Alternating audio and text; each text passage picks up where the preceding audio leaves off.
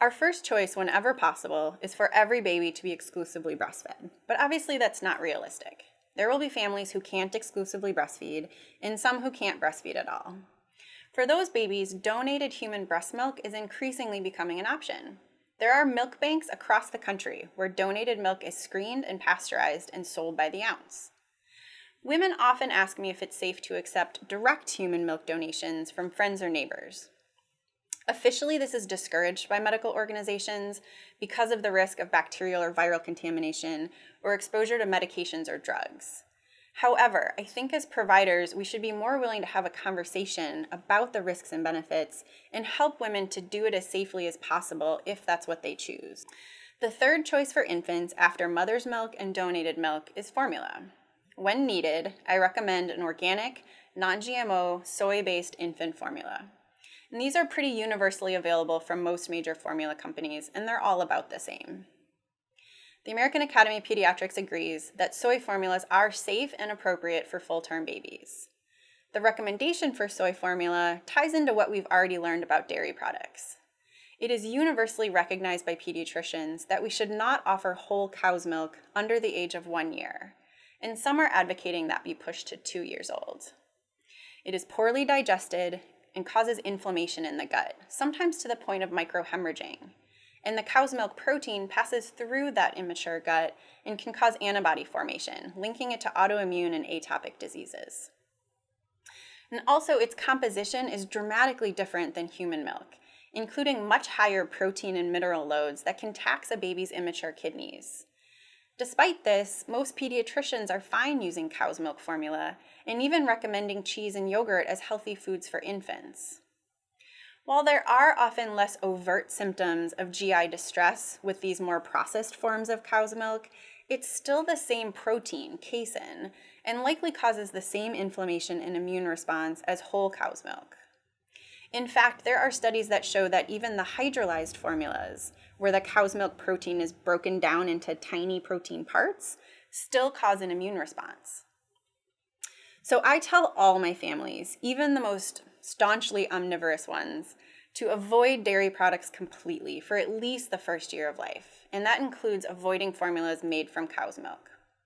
Parents are sometimes concerned about the ingredients listed on soy formulas, and I don't blame them. The first ingredient is always a sugar, usually in the form of corn syrup solids, followed by the soy protein source, plus oils, other sugars, and lots of things we can't pronounce.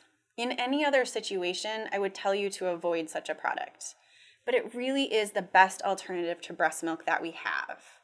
And despite these downsides, let me be very clear.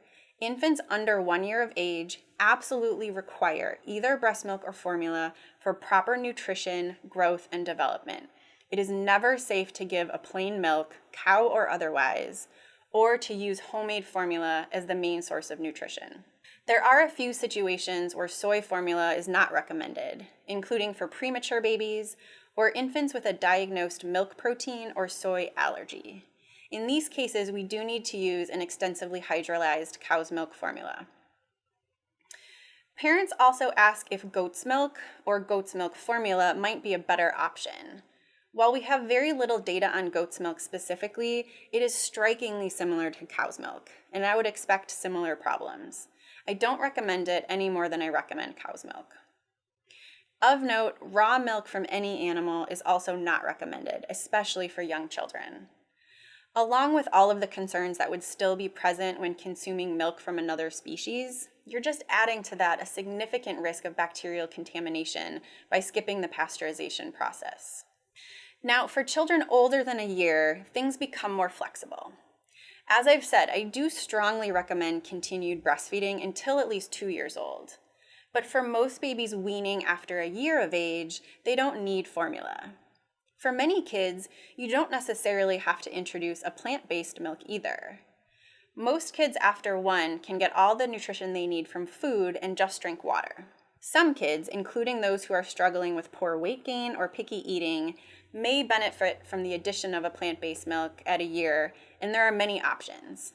My first choice would be an organic, unsweetened soy milk for the healthy fats and proteins it provides. Many also come fortified with vitamin D, B12, and other vitamins, which can be helpful but isn't always necessary. When choosing a plant-based milk, there isn't one right answer for everybody. Your choice will depend on your taste preferences, nutritional concerns, and how you plan to use it. For example, if your child already consumes other soy products every day, maybe choose hemp milk instead, which is also nutritious with lots of healthy fats.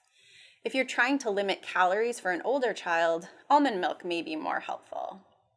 I don't recommend coconut milk due to its high levels of saturated fat, and children should avoid rice milk due to its low nutritional value and potential arsenic contamination. Whichever milk you choose, look for one that is minimally processed, made with whole plant ingredients, and without added sweeteners or oils.